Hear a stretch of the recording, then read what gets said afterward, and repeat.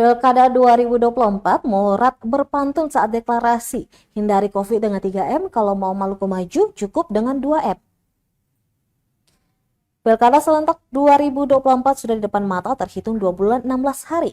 Pasangan calon gubernur dan wakil gubernur Maluku Murad Ismail dan Michael Watimena pun resmi mendeklarasikan dirinya kepada masyarakat Maluku. Ia pun kemudian berpantun. Pantun itu selaras akan cita-cita Murad untuk kembali memimpin Maluku ke arah yang lebih baik.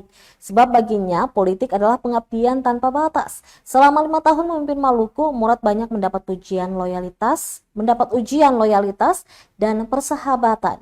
Dihujat, dihina, dihianati, bahkan dizolimi, sudah jadi asam garam sejak tahun 2019 menjadi orang nomor 1 di Maluku. Murad pun memohon ampunan atas segala salah dan dosa yang dilakukan kepada rakyat, dan dalam sambutannya di hadapan ribuan pendukung, Murad mengatakan ada adikium, tidak ada kawan dan lawan politik yang abadi, yang ada hanyalah kepentingan.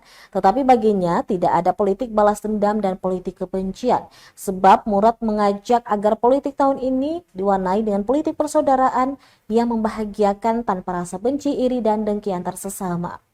Diberitakan sebelumnya, ribuan massa membanjiri lapangan Merdeka Kota Ambon pada Rabu 11 September 2024 malam. Kedatangan mereka tak lain adalah untuk bersama mendeklarasikan calon gubernur dan wakil gubernur Maluku Murad Ismail dan Michael Watimena.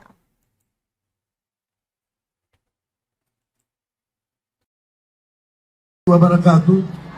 Salam sejahtera. Aman tahu. Untuklah kamu air mata pada malam hari ini, teman-teman.